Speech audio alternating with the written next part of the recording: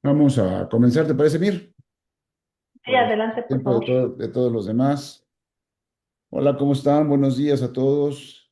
Muchísimas gracias por conectarse, por estar con nosotros, por acompañarnos en estos webinars, en donde siempre estamos buscando aquí en CIA poderles ofrecer a ustedes lo mejor de los conocimientos.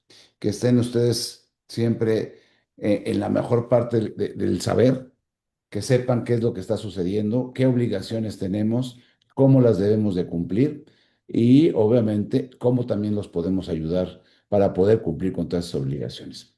En esta ocasión, por ser el mes de febrero, un mes muy importante también porque se vienen muchas declaraciones y muchos de nosotros sabemos, estamos trabajando en todo ello desde enero, febrero, marzo, abril, pero febrero es un mes importante para la cuestión de la seguridad social. Febrero hay cambios que nos va a platicar ahorita nuestra expositora Estrella, el que nos va a decir algunos temas, pero un tema muy importante es el riesgo de trabajo. Riesgo de trabajo que tenemos que estar cuidando y que tenemos que estar supervisando dentro de nuestras empresas. Riesgo de trabajo que si no cumplimos adecuadamente nos puede castigar. Riesgo de trabajo que si somos cumplidores y hacemos las cosas bien, pues al revés nos puede beneficiar. Pero también hay que saber qué es lo que está pasando, cómo hay que hacerlo, cómo reportarlo. Y esa parte es importante para la empresa y obviamente para la cuestión del seguro social. Porque cualquier error de este tipo nos podemos ir un largo tiempo con el riesgo de trabajo y posteriormente puede venir una corrección de riesgo de trabajo. Si es a la baja, pues qué bueno, que es rara vez que lo veamos, que es a la baja, generalmente es al alza y entonces hay que pagar todas esas cuotas que se adeudan de riesgo de trabajo, más recargos, multas y en su momento dado hasta actualizaciones, recargos y en su momento dado multas. Entonces, bueno, creemos que es un tema muy importante el cual se va a tocar el día de hoy y agradecemos a todos. Y déjenme presentarles, que muy conocida por todos ustedes, Mirna Hernández Escamilla. Mirna es, bueno, primero es una gran expositora en temas de nómina y seguridad social en todo lo que, en varios lugares en la Asociación Mexicana de Contadores, Contadores Públicos, en el Colegio Profesional de la Ciudad de México, en Academo, en el Instituto de Especialización para Ejecutivos de la Ciudad de México. Le encanta dar cursos, le encanta poder ofrecer todos sus conocimientos a todos ustedes y eso la verdad es que siempre lo ha hecho muy bien. Es vicepresidente del sector público de la Asociación Mexicana de Contadores Públicos y expresidenta de la Comisión de Seguridad Social de la misma asociación. Entonces entenderán todo el conocimiento que tiene alrededor de todo este tema de seguridad social, ¿no? Es doctorante en Ciencias de lo Fiscal en el Instituto de Especialización para Ejecutivos de la Ciudad de México, tiene maestría en impuestos en el mismo lugar y obviamente está certificada por la Asociación Mexicana de Contadores Públicos. ¿Tiene alguna otra tiene certificaciones en la competencia laboral del estándar en conocer? Es conocer, ¿verdad, Emir? Sí. Directamente. Y bueno, contador pública egresada de la Escuela Superior de Comercio y Administración del Instituto Politécnico Nacional y socia del despacho CP de Asociados Contadores. Pues creo que es una persona que deben de aprovechar ustedes todos sus conocimientos. Yo les dejo para que empecemos a aprender de todo este tema de riesgo de trabajo y pues no sé si Mirna, tú te dirás si quieren ir haciendo preguntas o se van a esperar hasta después. Te dejo a ti esa moderación, tú lo decides y aquí estamos. Y pues muchísimas gracias, Mir, por darnos esta plática y gracias a todos por acompañarnos. Adelante, Mir, por favor. Al contrario, muchas gracias por la presentación. Bueno, pues sí, realmente nosotros aquí en sí estamos preocupados, pero sobre todo ocupados por todos estos cambios que tenemos.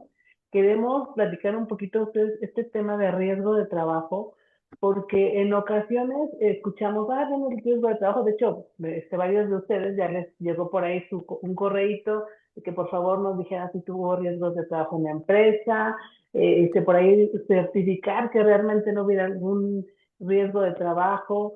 Y bueno, ¿esto por qué lo hacemos y por qué es importante que este tema de riesgo de trabajo y cuál es su origen? Tengo una pequeña presentación en la cual nosotros vamos a ver el origen de lo que es el riesgo de trabajo, por qué la insistencia en el riesgo de trabajo, como lo comentaba aquí el controlador Cepeda, pues efectivamente nos puede llevar a costos muy altos en las empresas si no tenemos cuidado en la correcta clasificación de la empresa y o en registrar correctamente los riesgos de trabajo. ¿Y qué es lo que sucede en el día a día? Vamos a ir, ahorita vamos si tienen alguna duda, algún comentario, pueden escribirlo en el chat con todo gusto, o pueden abrir su micrófono y la podemos ir comentando con todo gusto. Si quieres, yo reviso el chat, voy revisando el chat, Mir, Ah, y ok. cosa te aviso si nos, para que, Ah, eso que te interrumpa, ¿te parece? sí, sí, perfecto, porque luego también yo estoy por aquí y ya no me doy. Sí, no, no lo ves. Sí, muchas gracias, Yo sí, aquí te apoyo. perfecto. Gracias. Gracias. Y bueno, vamos a dar inicio con este riesgo de trabajo, cómo podemos evitar multas, recargos y también conflictos laborales. ¿Y por qué también conflictos laborales? ¿Qué tiene que ver toda esta información? Y bueno, nosotros siempre les comentamos pues, que todo es un conjunto. Yo siempre comento que debemos de tener en las empresas una visión 360 y que una empresa para poder funcionar necesita personas. Y en el momento que hablamos de personas, pues debemos de visualizar todo lo que está alrededor de una persona. Y tenemos nosotros este año un nuevo cambio en lo que es la cuestión laboral y que debemos estar cuidando en las empresas. Como sabemos, nuestra constitución nos habla que toda persona tiene derecho al trabajo digno. Y aquí viene una palabra muy importante y algo que debemos estar nosotros considerando. Que toda persona tiene derecho al trabajo digno. Y aquí en este conjunto debemos de estar visualizando, bueno, qué es el trabajo digno, qué involucra el trabajo digno, y nosotros tenemos que nuestro artículo 126 de la Constitución nos habla de lo que es los salarios mínimos y nos habla de los salarios mínimos profesionales. Y aquí nosotros, por ejemplo, qué es lo que hacemos y qué es lo que debemos estar visualizando, y por ahí insistimos mucho con todos nuestros clientes, y qué es cuánto se le está remunerando al trabajador por su trabajo. Y aquí viene el tema de lo que es el riesgo de trabajo, clasificación de las empresas. Todo es un conjunto, no podemos ver nada aislado. Nosotros tenemos diversas empresas, diferentes razones sociales, diferentes objetos sociales. Si nosotros estamos hablando de una empresa que se dedica a la construcción, el objeto social de la empresa, que es la construcción, pues para lograr lo que necesita la empresa, trabajadores de la construcción. Estos trabajadores de la construcción deben de estar remunerados como trabajadores de la construcción. Y ahí empezamos a visualizar y ahí empiezan las autoridades con fiscalización y ahí empezamos nuestra labor como asesores y también como maquiladores y como lo que son dictaminadores y todo este conjunto de que hacemos todos los contadores y de servicios que tenemos. Y nosotros decimos, bueno, ¿qué dice tu acta constitutiva? ¿A qué te dedicas? Ah, soy construcción. Ah, mira, soy telemarketing. Ah, no, mira, soy una inmobiliaria. Ah, no, mira, yo pues me dedico a comprar y vender productos, soy comercializadora. Eh, y yo soy escuela. Tenemos diferentes objetos sociales. Entonces, para lograr ese objeto social necesito trabajadores. Entonces, estos trabajadores yo debo de remunerarlos con salarios mínimos profesionales.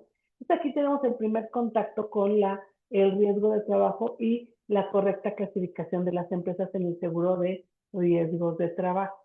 Entonces, yo tengo que ubicar a mi empresa y tengo que clasificarla de conformidad como me marcan las diferentes autoridades. Y recordemos que no podemos ver nada aislado, es un conjunto de cumplimiento de obligaciones. Y que aquí vamos a visualizar. Tenemos la empresa, se constituye la empresa, tiene un objeto social la empresa y este objeto social el notario guarda esta información. Posteriormente, en el SAT tenemos una clasificación en el seguro de riesgos bueno, más bien en la clasificación de la actividad de la empresa con el SAT.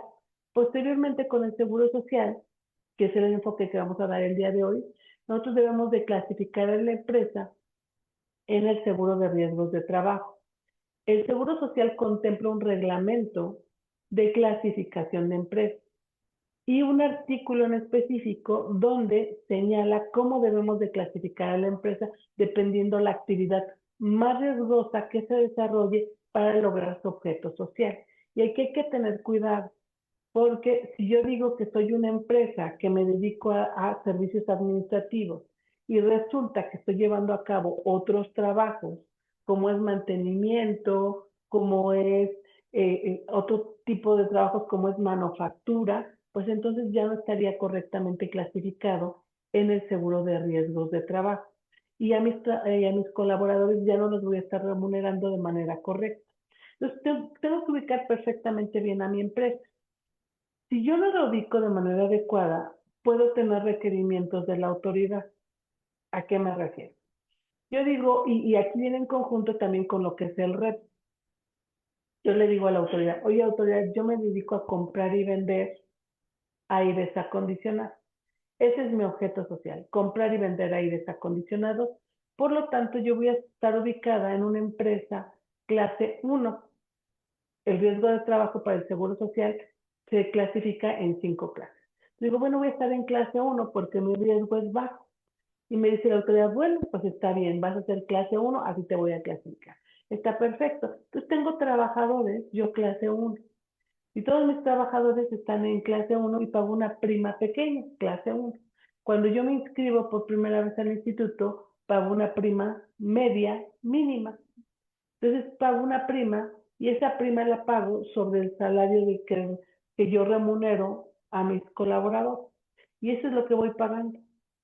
Sin embargo, si en el transcurso del tiempo me dicen, ¿sabes qué? Ya requiero que no nada más me vendas el aire acondicionado.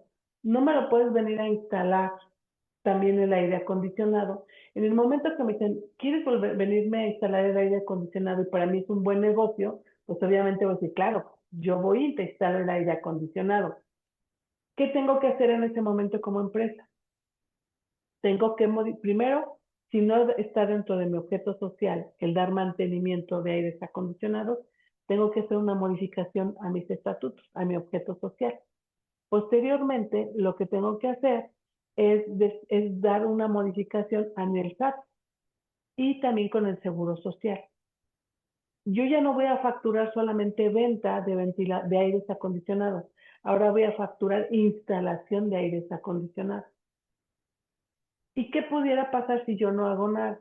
Ah, pues en determinado momento pudiera tocarme la puerta del Seguro Social y decirme, vengo a dejarte un requerimiento para validar tu correcta clasificación en el seguro de riesgos de trabajo.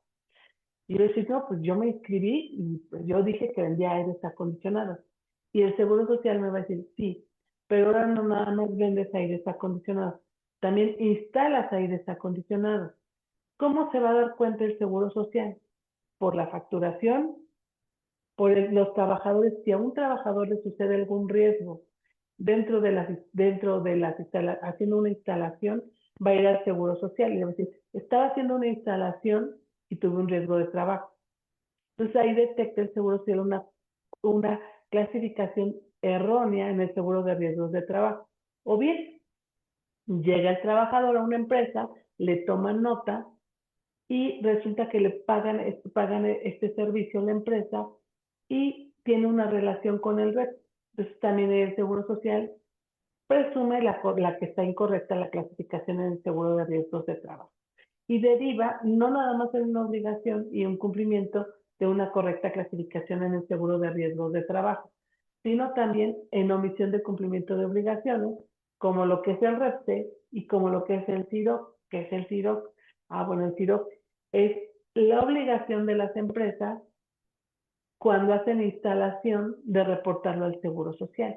Entonces, deriva en una serie de cumplimientos y presunción de la autoridad de omisiones de cumplimiento. Entonces, debemos de verlo todo de manera conjunta. Y luego también nos habla nuestra Constitución de lo que es la brecha salarial, que también es un tema que se ha tocado bastante en los últimos tiempos en relación a cómo se debe de distribuir el ingreso de las empresas.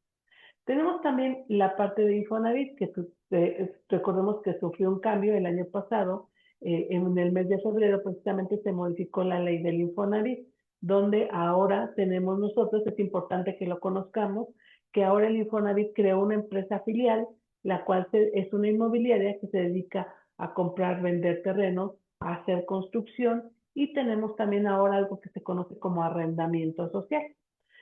Es algo nuevo que tiene el Infonavit, aunado, en este caso, que eso nos compete a los patrones y a nosotros también cuando hacemos maquilas, auditorías, la parte de cumplimiento del pago de crédito de los trabajadores. Recordemos que los patrones somos responsables solidarios de los descuentos de los trabajadores y entero al instituto. Entonces, con este cambio que nosotros tenemos en cuestión del Infonavit, ¿qué impacta este grande cambio que tenemos? Bueno, que ahora si el trabajador falta, si el trabajador se incapacita, la empresa está obligada a descontar la totalidad del crédito de los trabajadores. Entonces, este es un impacto bastante fuerte. ¿Por qué? Porque hasta el quinto bimestre del 2025, si un trabajador faltaba, tenía ausencia o tenía alguna incapacidad, se le descontaba, en el caso de de los trabajadores acreditados, se le descontaba únicamente la parte proporcional del crédito.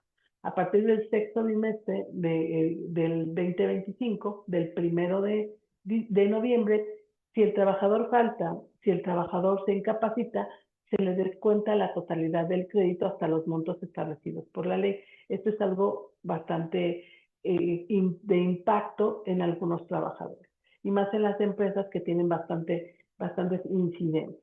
Si no hay incidencias no impacta tanto, sin embargo si hay incidencias sí va a impactar a los trabajadores. Tenemos también nosotros en nuestra Constitución que nos habla de la capacitación y adiestramiento. Esta capacitación y adiestramiento es obligatoria para todos los trabajadores. Y es un tema de cuidado en cuestión de lo que están haciendo las autoridades y están revisando. Este año, bueno, desde hace ya algunos años nos dan a conocer, sin embargo, este año, de manera peculiar, nos dio a conocer la Secretaría del Trabajo y Previsión Social un protocolo REP, que es cómo está revisando a las empresas. Sin embargo, también la autoridad nos dio a conocer, la Secretaría del Trabajo y Previsión Social, el Seguro Social, qué nos están revisando y cómo lo están revisando. Y revisan estos temas de capacitación y adiestramiento a toda la empresa y también el tema de que todos los trabajadores tengan acceso a la seguridad social en relación al seguro, al IMSS. Y todo esto en su conjunto es lo que nos está revisando la autoridad y todo está ligado con lo que es la correcta clasificación en el seguro de riesgos de trabajo.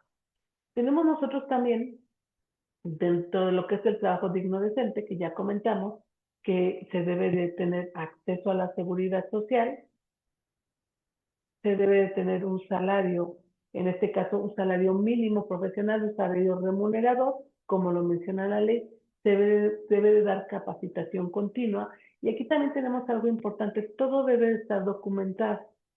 Yo debo de tener todo documentado en las empresas. Lo principal es el expediente del trabajador, su contrato del trabajador, donde venga estipulado el salario, con cuánto lo voy a remunerar, va a ser la capacitación que recibe, tener constancias de su capacitación y también el tema de condiciones óptimas de seguridad e higiene para prevenir los riesgos de trabajo. Este tema es el que compete a lo que es la correcta clasificación de las empresas en el seguro de riesgos de trabajo y está enfocado en cuestión de cómo cuidar al trabajador para que no sufra ningún riesgo de trabajo. Y en este caso, ¿qué deben de hacer las empresas y qué cumplimientos deben de dar? Nosotros aquí estamos hablando de normas oficiales mexicanas. ¿Y quién va a recibir, quién revisa esta parte de seguridad e higiene? Pues lo revisa la Secretaría del Trabajo y Previsión Social. Sin embargo, también lo revisa el Seguro Social. El Seguro Social también está facultado para revisar condiciones óptimas de seguridad e higiene para prevenir los riesgos de trabajo. ¿Por qué? Porque el Seguro Social cubre una cuota de riesgos de trabajo en las empresas. Entonces le compete que no haya riesgos de trabajo en las empresas. Y tenemos algo nuevo que apenas se publicó en el Diario Oficial el 15 de enero de este año. Y nos habla de un entorno laboral libre de discriminación y violencia. Aquí en este aspecto no nada más se modificó la Ley Federal del Trabajo, incluso también se modificó la definición de lo que es la seguridad social en relación al entorno laboral libre de discriminación y violencia. ¿Y aquí de qué nos habla la autoridad? Aquí nos habla la autoridad de que debemos de tener perfectamente ubicado en las empresas que cuando hay una relación de trabajo, que hablamos de un patrón y un trabajador, estamos hablando de una relación laboral. ¿Y pues, qué es el patrón? El patrón es una persona física o moral que tiene a su cargo uno o varios trabajadores. ¿Qué es un trabajador? Una persona física que presta su servicio a una persona física o moral mediante el pago de un salario. Entonces ahí estamos en una relación laboral. Y en esta relación laboral que, como comentamos, debe estar todo perfectamente en un contrato plasmado, todas las condiciones laborales y todos los requisitos que vienen implícitos en una relación laboral. Este año nosotros también estuvimos insistiendo mucho en la parte de soporte de prestaciones, soporte de cómo se está remunerando al trabajador, porque si bien es cierto, este no es algo nuevo que viene en la ley, lo que sí es una realidad es que las autoridades ahora revisan, supervisan mucho más a detalle todos estos debidos cumplimientos. Entonces, las empresas ya están revisadas de una manera muy minuciosa, con un estricto cumplimiento de la ley. Entonces, va a llegar el Seguro Social, va a llegar la Secretaría del Trabajo y Previsión Social, va a llegar el SAT, va a llegar la tesorería local y puede requerir y en uso de sus facultades los expedientes laborales, y los cuales deben de tener como mínimo la información de lo que es el acta de nacimiento del trabajador, la CURP, en este caso, su comprobante de domicilio y estado civil del trabajador. Esta información no es que la quiera saber la empresa, es necesaria para el debido cumplimiento de obligaciones. Y por eso debemos estar solicitando a los trabajadores esta información y actualizando la información de los trabajadores. Ir actualizando toda la información e ir actualizando los expedientes de los trabajadores, incluso a hacerle saber al trabajador mediante un escrito que en caso de que tenga alguna actualización de su información, lo debe de hacer saber a la empresa. Luego no podemos timbrar los recibos o bien hay ocasiones en que el domicilio del trabajador ya es diferente y esto afecta a lo que es los riesgos de trabajo en las empresas. Entonces sí es importante tener ese expediente. Y yo les comentaba esta parte de lo que es un entorno laboral libre de violencia y que se modificó lo que es el término de la seguridad social. Lo que es la ley del seguro social nos habla de lo que es la seguridad social. La seguridad social que nos mencionaba que es un conjunto de normas por las cuales el Estado protege y cuida a las personas y obviamente en este caso lo que es perdón, déjenme ver eso, lo que es la parte de garantizar el derecho a la salud, asistencia médica, medios de subsistencia, servicios sociales, el otorgamiento de una pensión y se adiciona asegurando la igualdad de derechos y tratos sin discriminación por razones de género. Eso es lo que se adiciona.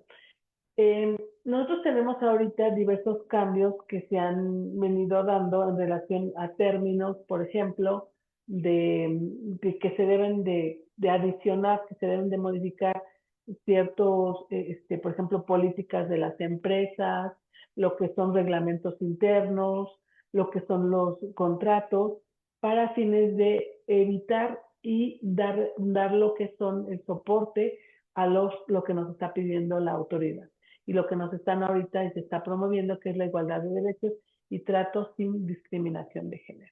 Entonces tenemos esta modificación que apenas desde el 15 de enero de este año. Y bueno, ahorita que nosotros estamos hablando de estos cambios, pues quién debe dar cumplimiento a estos cambios y quién debe de estar al pendiente de todo esto y los sujetos obligados, que en este caso vamos a hablar de los patrones que tienen la obligación de hacer el pago de sus cuotas patronales, sin embargo también tienen la obligación de hacer retención de cuotas obreras y enterarlas a la autoridad. Dentro de esta obligación que tienen los patrones, sujetos obligados, pues están todo este pago de cuotas al seguro social. Si yo quiero garantizar que voy a pagar de manera correcta mis cuotas de seguro social, pues yo tengo que tener una base correcta. Yo tengo que tener claro cuál es el salario del trabajador, cuál es la cuota diaria del trabajador, cuáles son las prestaciones del trabajador, para que de esta manera yo hacer una determinación de un salario base de cotización que es con el que le pago al Seguro Social. Es diferente el salario cuota diaria del trabajador al salario base de aportación al de seguridad social, lo que yo le pago al Seguro Social y al Infonavit. Este es un salario que se va a integrar con las prestaciones de los trabajadores con algunas excepciones.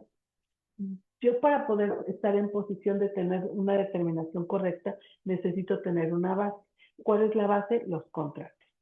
Yo con los contratos y prestaciones políticas de la empresa determino el salario y en base a ese salario voy a hacer mi pago de cuotas obrero patronales y puedo garantizar que sean correctamente este pago, que se lleven de manera correcta.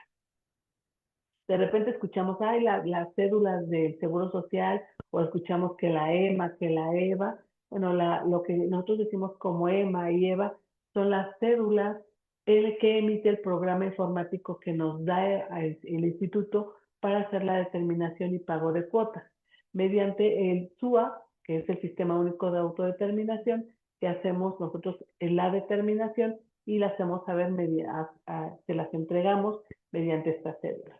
Y por ahí de repente escuchamos, ay, me llegó una cédula de liquidación. Bueno, ahí es cuando el instituto nos hace una determinación por incorrecta clasificación en el seguro de riesgos de trabajo. Por ejemplo, yo digo que soy clase 1 y me dice el instituto, no, eres clase 2.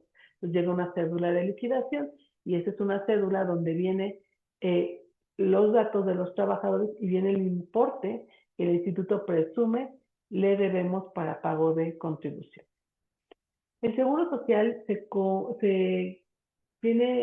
compone de 5 ramas.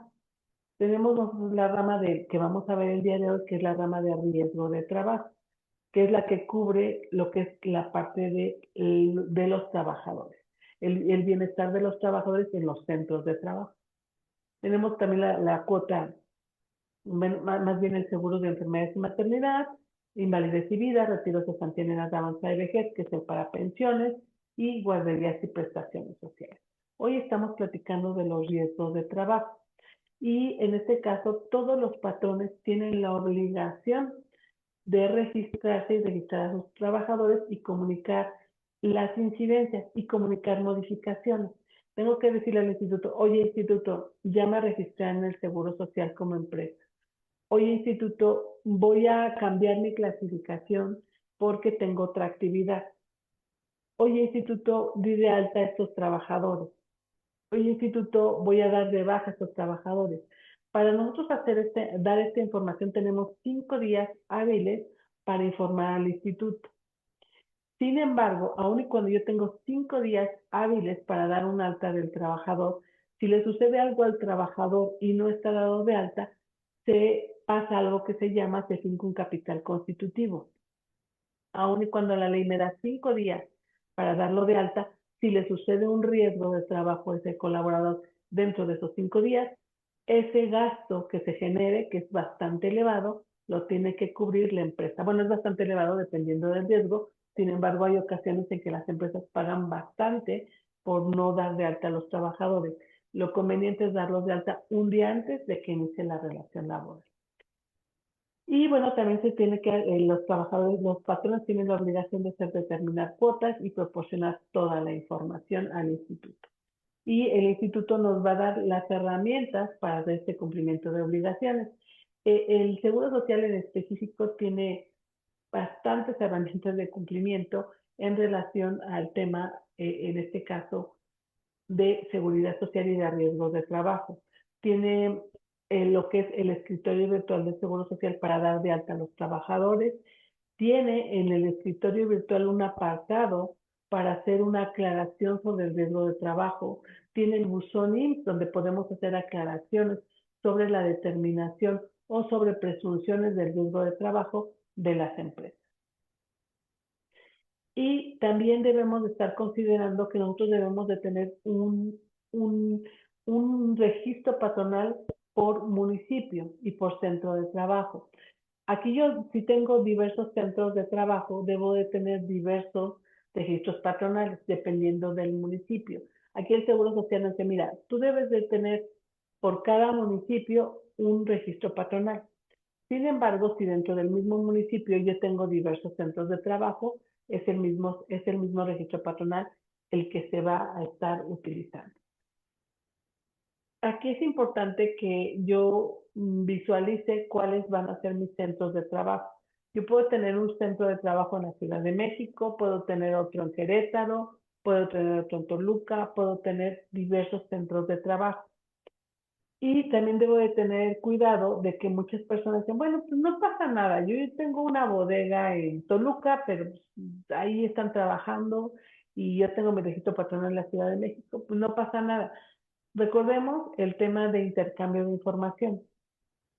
Si los colaboradores están físicamente en Toluca y o el Estado de México, en este caso, pudiera requerir en cualquier momento el cumplimiento de obligaciones del Estado de México en relación al impuesto sobre nómina y después el Seguro Social va a decir, oye, ¿por qué tienes trabajadores y por qué estás pagando impuestos sobre nómina y por qué no tienes un registro patronal en ese centro de trabajo?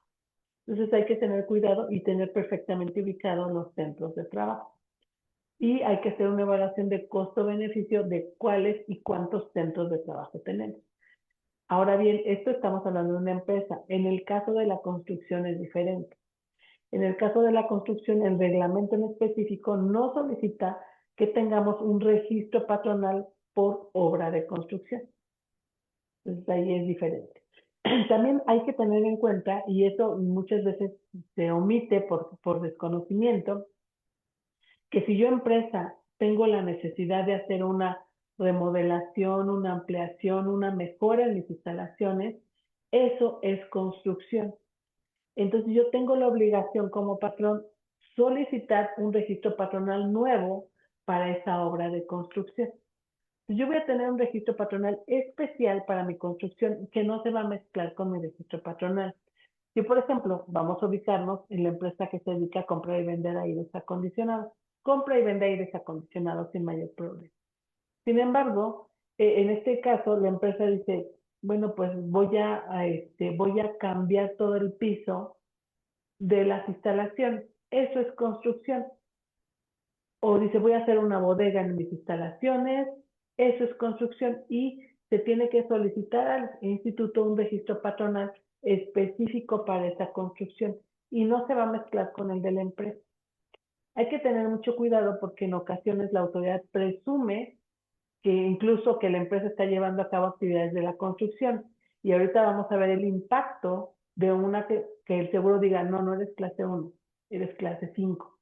El impacto financiero es bastante. Aquí toda la información ya está toda la información a disposición de la autoridad. La autoridad tiene esta enorme, impresionante plataforma .gov.mx con la cual la autoridad este, realmente es un impacto bastante fuerte lo que hace la autoridad en relación a cómo la autoridad está ligando la información con lo que es el notario, el SAT, el INC, lo que es las tesorerías locales, con lo que es el Instituto Fonacot y con lo que es las empresas que pues tienen en este caso red. Esta información que se comparte, todo esto que tenemos al día de hoy realmente es bastante impresionante cómo está esta plataforma y cómo se liga esta información. Entonces, toda la información debemos estar visualizando que debe ser consistente. Consistente, cualquier cambio que hagamos afecta a todas las, repercute más bien con todas las instituciones. Entonces hay que tenerlo muy claro. Toda esta gama de información, todo este base de datos, pues este uso de base de datos, que es lo que conocemos como la IA, la inteligencia artificial, el uso de bases de datos, cómo se intercambia, cómo las diferentes autoridades toman toda esta información y bueno, todo este ligue de información, pues es lo que conocemos como la IA y pues ya sabemos que las autoridades lo están utilizando de manera bastante ágil para lo que es el tema de fiscalización. Y aquí en el seguro de riesgos de trabajo, nosotros, ¿qué cubre este seguro? ¿Qué hace el seguro de riesgos de trabajo? Ah, bueno, lo que cubre este seguro y lo que busca, en este caso, pues es aquí, déjenme, este seguro de riesgos de trabajo, pues lo que hace es que cuida todo lo que son los accidentes acontecidos con motivo y o ejercicio del trabajo. También las enfermedades que derivan de la cuestión laboral. Y este seguro cubre lo que es la parte de prestaciones en especie de los trabajadores que sufren algún riesgo de trabajo, prestaciones en dinero, el incremento que se da de manera periódica a esas pensiones y obviamente cada seguro de cada seguro pues debe tener un recurso para poder pagar.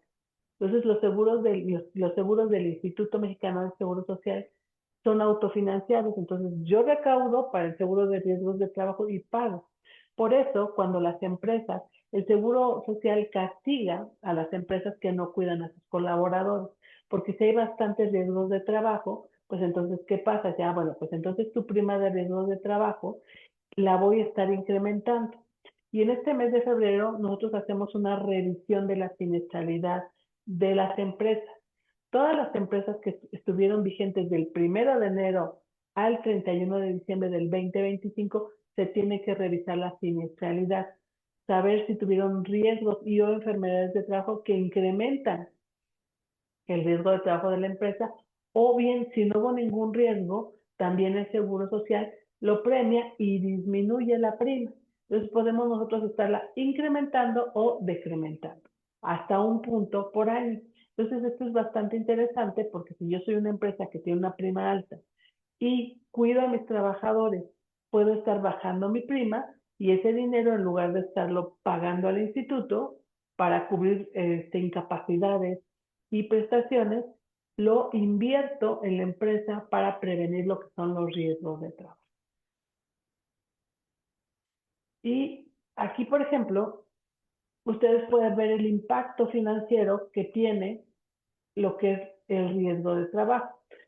Al día de hoy, bueno, yo siempre decía que en México se tiene salarios muy peculiares. Tenemos empresas internacionales, tenemos empresas mexicanas muy grandes que tienen salarios elevados, pero la mayoría de las empresas en México son pymes y mipymes. Entonces yo les decía que teníamos en promedio del salario de 4 UMAS. Ya con estos incrementos que se ha tenido el salario mínimo, ya llegamos a 5 UMAS. Vamos a suponer de una persona que está en el rango de 5 UMAS, que su salario base de cotización es de 615.48 pesos y está en una prima media, que es la clase uno de clase uno, perdón, la prima media. ¿Cuánto paga la empresa por un mes de riesgo de trabajo? Ah, bueno, en este caso, lo que paga una empresa son 100 pesos con 36 centavos, una empresa de clase uno. Sin embargo, si es clase 2 paga 208.77 pesos. Si es clase 3 479.78. Clase 4 859.19. Clase 5 que es construcción, 1.401.21. Si se fijan, es una diferencia abismal. Sin embargo, también lo que es el riesgo de trabajo contempla que la prima mínima que puede pagar una empresa, si va disminuyendo cada año, es de 92.32 pesos. Sin embargo, también si no cuida a los trabajadores y se va incrementando la prima, puede llegar a pagar en un mes 2.769 pesos con 64 centavos. Bueno, aquí estamos hablando de una minera, por ejemplo, que son las que pagan estas primas impresionantes. Aquí nosotros lo que debemos estar cuidando las empresas, si ya sabemos que podemos ir disminuyendo nuestra prima, bueno, pues aquí vamos a ir teniendo cuidado para que nosotros podamos ir pagando menos del seguro de riesgos de trabajo. Entonces, es el único seguro que nosotros como empresa tenemos la facultad o tenemos la podemos cuidar a los trabajadores y pagar cada año menos riesgo de trabajo. Y para ello el Seguro Social nos dice, mira, cuando tú te inscribas al Seguro Social y te clasifiques, vas a ubicarte en una prima de riesgo de trabajo. Si tienes algún cambio, me tienes que avisar. Y también nos dice algo súper importante. En el caso de que tú firmes un contrato de prestación de servicios y en ese contrato los trabajadores vayan a un centro de trabajo y desarrollen trabajos que no son acorde a la clase que tú tienes, te debes de clasificar de conformidad de la clase más riesgosa que desarrollen tus trabajadores. A ver, ¿qué me quieres decir, instituto? Ah, mira, pues si tú eres un despacho de arquitectos y en tu despacho únicamente hacen planos, está bien, eres clase uno. Sin embargo, si tus arquitectos se la pasan en obra haciendo mediciones, entonces no eres clase uno, eres clase 5. Eso es lo que nos quiere decir el seguro de riesgos de trabajo. ¿Y por qué? Y es lógico, porque no es el mismo riesgo que tiene un arquitecto que se la pasa en una oficina, así está en la obra llevando a cabo labores de construcción. También nos dice el instituto que cuando tengas una sucursal, cuando realices actividades de la construcción, que ya lo comentamos, pues debes de revisar qué centros de trabajo tienes, cómo los tienes clasificados y qué actividad tienes, porque si no, el instituto tiene la facultad de hacer una reclasificación en el seguro de riesgos de trabajo.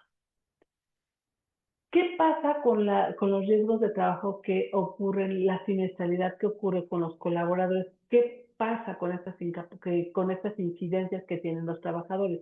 Pueden provocar una incapacidad temporal, que puede ser una incapacidad en este caso temporal, puede ser derivar en una incapacidad permanente parcial, permanente total o incluso la muerte del colaborador. Es muy importante que todas las empresas den seguimiento y a lo que son las incapacidades de los colaboradores. Nos guste o no, somos responsables los patrones de dar seguimiento a esas incapacidades. Si llega un colaborador con una incapacidad y dice, mira, aquí está mi incapacidad, dice probable riesgo de trabajo, yo patrón tengo que darle seguimiento y cerciorarme si es o no de riesgo de trabajo.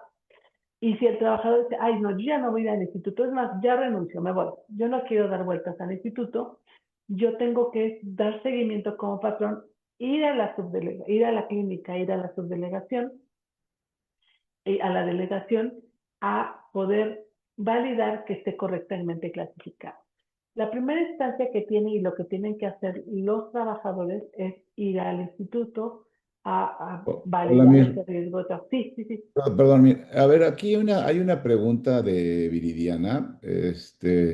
Primero nos pregunta Viridiana, ¿qué pasa en home office? ¿Qué es lo que está? Digo, tiene trabajadores ella en Monterrey, y ella opera en Ciudad de México, pero no tiene un centro de trabajo como tal. O sea, y la primera pregunta que hace es si requiere de un registro patronal, ¿no? Y esa es la primera pregunta. Y la segunda que nos dice es, ¿la autoridad está haciendo algunas diferencias entre los riesgos de trabajo que hay en home office y los que realmente se generan en el centro de trabajo? ¿O son los mismos? Aquí, aquí por ejemplo, nosotros tenemos que, estábamos platicando que la base de todo es el contrato. ¿Qué tipo de contratos tienes? Si tú tienes un contrato de teletrabajo, lo que tienes que hacer es dar cumplimiento a lo que dice el teletrabajo. Si tú tienes trabajadores, pues si tienes trabajadores, ¿y qué pasa? Y realmente fue un boom a partir de la pandemia, y de hecho no sé si se enteraron que hace un año, como que muchos trabajadores regresaron a sus instalaciones, o Ujú. tenían home office 5 días o 3 días, y dijeron, no, ¿sabes qué? Ya no. ¿Por qué sucede?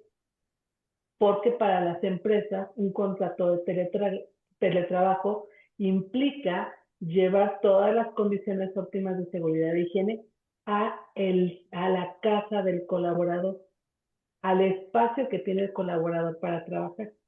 Entonces ahí esto implica que si bien no vas a tener un registro patronal en cada casa, vas a tener tu registro patronal, si vas a tener un contrato de teletrabajo y dar cumplimiento a todo lo que dice el teletrabajo, que básicamente, ahora sí que resumido, es todo lo que tú tienes que tener en tu empresa de cuidado de normas oficiales mexicanas, lo tienes que cuidar en el espacio del colaborador.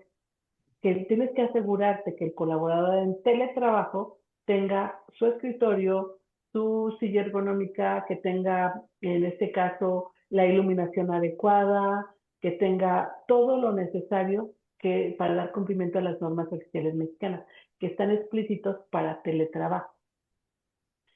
Por esa Perfecto. razón, por esa razón, muchas empresas dijeron, ¿sabes qué? Yo no te voy a dar contrato de teletrabajo y únicamente vas a tener como prestación en que no te vas a poder desplazar unos días a la semana y es opcional en que tú te quedes en casa. Entonces es diferente tener un contrato laboral con una prestación de no traslado a tener un contrato de teletrabajo. Son diferentes las obligaciones. Y nada más, otra que pregunta Juan Díaz, dice, aquí dice, mi centro de trabajo está en Ciudad de México y tengo varios vendedores contratados en diferentes estados del país. Y pregunta que si hay que tener registro patronal en esos estados por los vendedores contratados. No, aquí por ejemplo, eso es algo que sucede con algunas empresas que tú tienes tu centro de trabajo. Y aquí, desde aquí los contratos dicen, pues es que ellos son vendedores y pues no puedo tener, imagínate, 32 registros patronales o más, porque es por municipio, pues 80 registros patronales, pues y por un vendedor, pues realmente no es costeable incluso para las empresas. Aquí tú, por ejemplo, debes de tener un contrato y volvemos a través de lo mismo, la base del contrato. Un contrato y el centro de trabajo y, digamos, y el centro de reuniones va a ser Ciudad de México, va a ser Guadalajara, va a ser donde esté el centro de trabajo.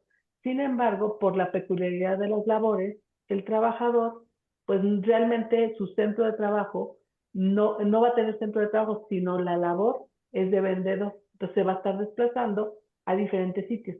La base de todo y para esa determinación va a ser el contrato, en el cual se estipule y eso va a ser el justificante para no tener diversos centros de trabajo, porque realmente no es centro de trabajo, sino la peculiaridad del trabajo implica que siempre esté fuera y visitando otros centros de trabajo.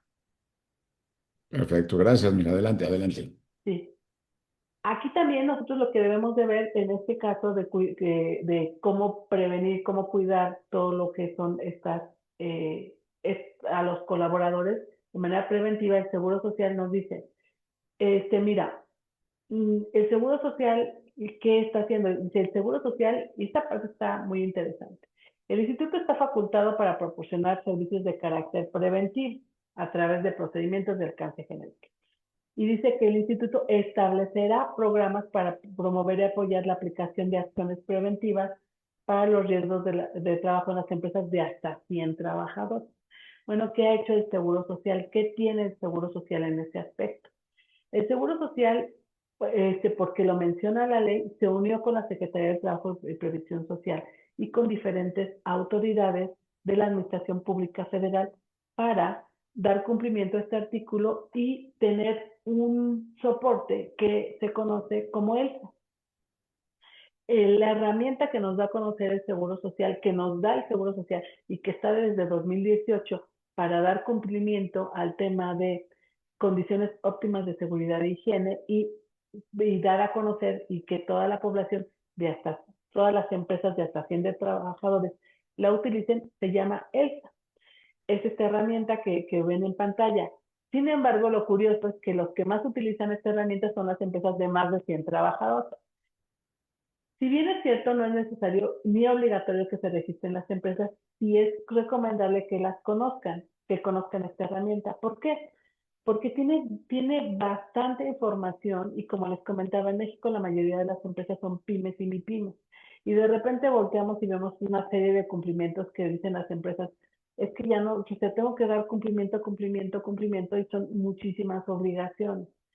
Bueno, esta herramienta nos da la facilidad de dar cumplimiento a diversas obligaciones y es totalmente gratuita y se llama ELSA. Aquí en esta herramienta todas las empresas, hablando de 1 a 10,000, 20,000 trabajadores, deben de dar cumplimiento con estas obligaciones. Tener un plan que aborde los problemas de seguridad e higiene en el trabajo. Esta herramienta de ELSA tiene 2 años que se alineó con la Organización Internacional del Trabajo. Y aquí vienen los puntos de comprobación y vienen diferentes cumplimientos de normas oficiales mexicanas, que son las que revisa el Seguro Social cuando hace una revisión de condiciones óptimas de seguridad e higiene y que también hace la Secretaría del Trabajo y Previsión Social. Y revisan condiciones óptimas de seguridad y higiene y normas, implementación de normas oficiales mexicanas. No todas nos aplican, sin embargo, las que nos apliquen nos da las herramientas para poder dar cumplimiento.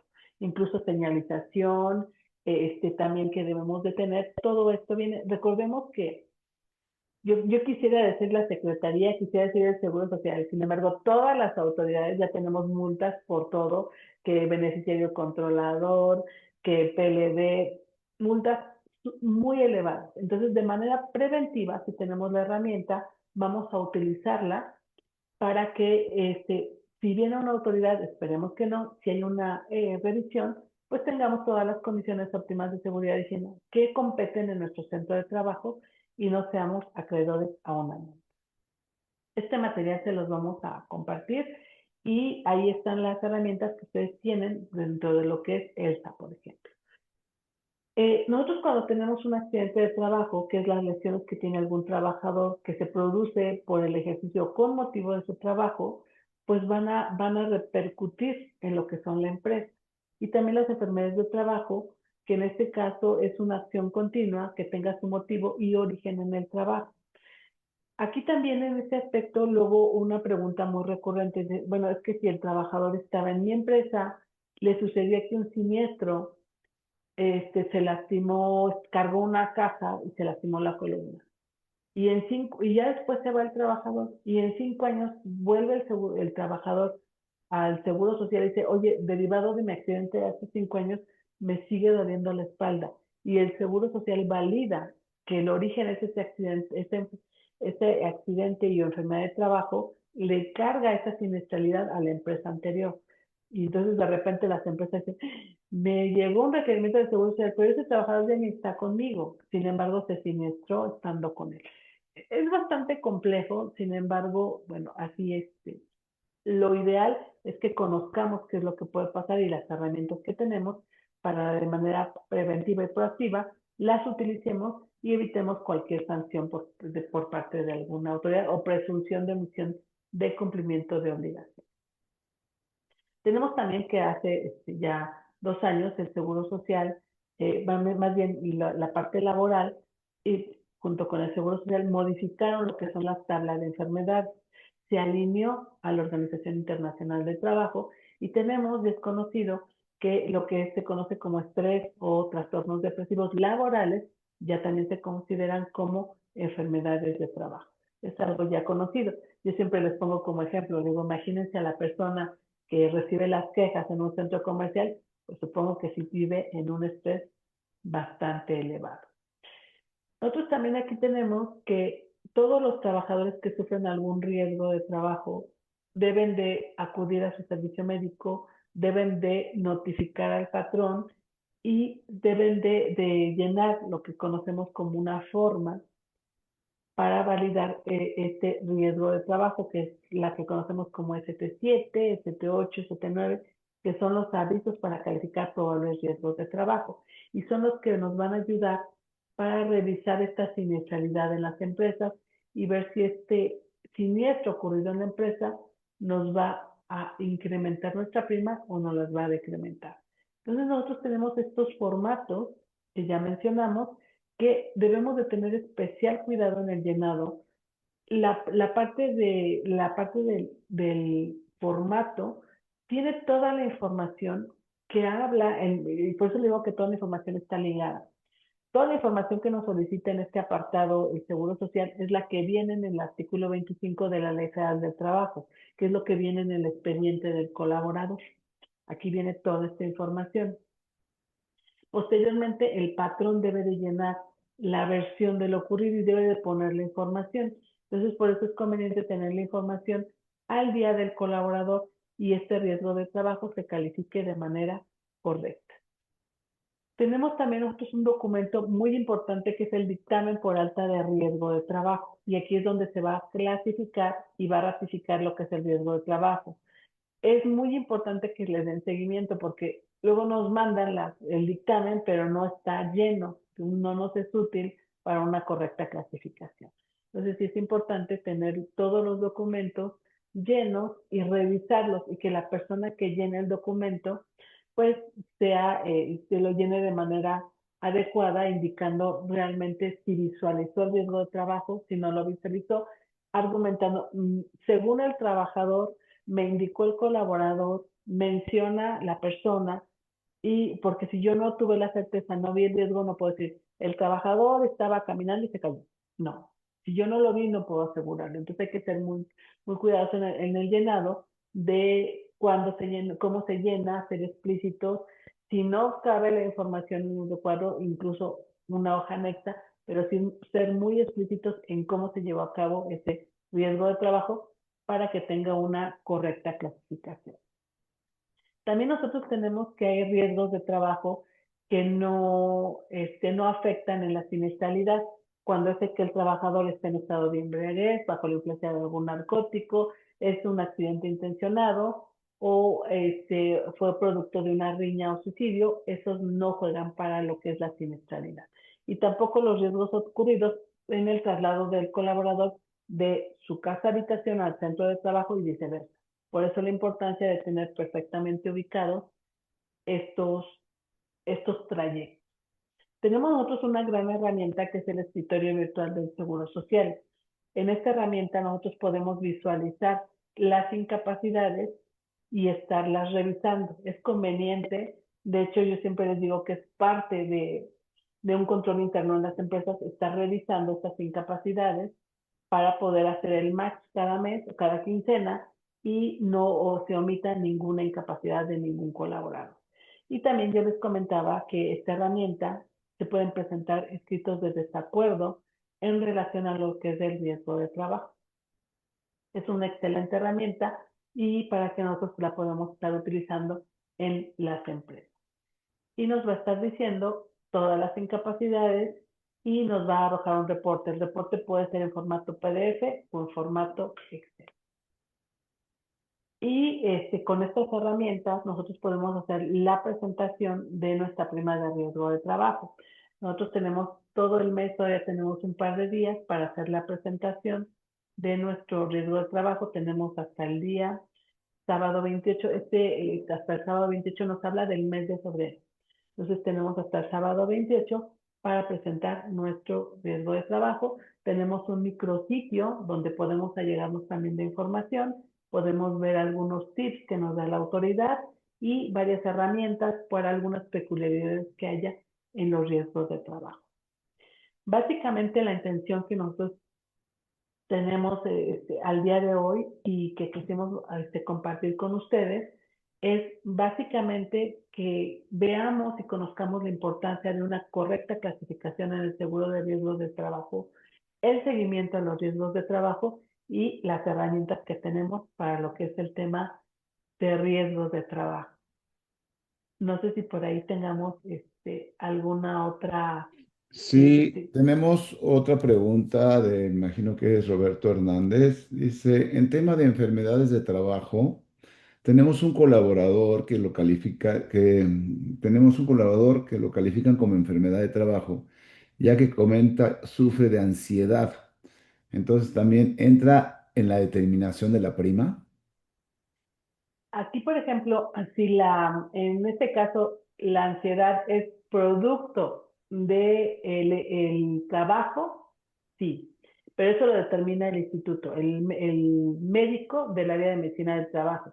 Si es una enfermedad que yo ya tengo, así que ya de origen, no es enfermedad de trabajo, únicamente debe ser originada por las labores que desempeñamos al día a día. Es súper complicado esa clasificación porque queda muy relativo esta clasificación, sin embargo, el que la debe de hacer es el médico del área de medicina de trabajo. Y por último nos pregunta Miyumex, dice, si tengo un trabajador que ocasionalmente hace trabajos de mantenimiento en las instalaciones del cliente, que es una fábrica, ¿qué clasificación debería de tener la empresa? Si tú, primero hay que ver cuál es tu clasificación. Pero aquí, por ejemplo, si tú haces, tú haces instalación, mantenimiento, pudiera ser que estés en clase 3, clase 4. Depende del mantenimiento que hagas. Entonces es importante ver qué Está en tipo de clase 2. mantenimiento se hace. Dice que Clase está en 2. clase 2. Sí, yo te diría, hay que ver, si estás en clase 2 y no estás manifestando mantenimiento, sí hay que buscar tu correcta clasificación, que yo creo que te va a hacer un poquito más arriba. Sin embargo, sí se tiene que revisar. Ahí en el catálogo es el artículo 196 del catálogo de clasificación de empresas. Ahí puedes revisarlo de manera puntual para que te ubiques perfectamente y no tengas tema de que te puedan reclasificar por estar haciendo mantenimiento y no lo hayas reportado. Es decir, es muy importante, e incluso si hay ocasiones en que digas, pues de plano no sé si estoy correcto o no clasificado, se hace un escrito libre al instituto con toda la formalidad de código solicitando rectifiquen tu correcta clasificación en el seguro de riesgos de trabajo. Ya ese es un extremo, sin embargo también tenemos esa opción. Perfecto. Pues creo que es lo que hay. Muchas gracias, Mirna.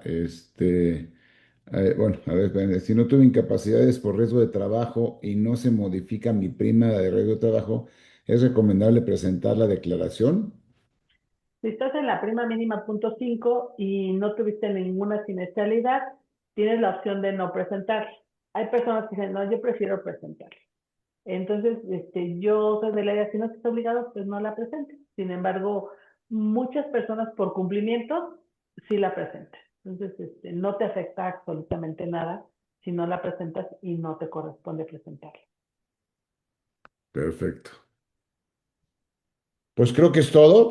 Muchísimas gracias. Muchas gracias, Mir. La verdad es que muy claro todo el tema, complejo, como tú dices, no es nada sencillo, pero bueno, esto es lo que hay, esto es lo que tenemos, y así hay que actuar con estas autoridades y con estos reglamentos, ¿no? La verdad es que muchísimas gracias, Mir, siempre por todos tus conocimientos. Gracias a todos ustedes por estar con nosotros, gracias por acompañarnos. Y bueno, no sé si quieres comentar algo más para despedirte, Mir, y ya salir. No, pues nada más pues, estar atentos a cualquier cambio, cualquier situación, cualquier duda, pues estamos aquí atentos a cualquier requerimiento que tengan y pues agradecerles el tiempo que invirtieron esta hora que estuvieron con nosotros, agradecerles este tiempo que es tan valioso para ustedes. Muchísimas gracias y esperamos verlos muy pronto para cualquier duda o comentario y hacerles saber todos los cambios que tenemos y consideramos que es importante que ustedes lo sepan. Así es. Pues muchísimas gracias a todos, les agradecemos su presencia, les agradecemos su atención a este webinar y bueno, pues próximamente estaremos con algunos otros temas, podemos acercarnos a ustedes y recuerden que la tranquilidad de tu negocio en nuestras manos. Muchas gracias a todos, que tengan bonito día. Hasta luego. Hasta luego.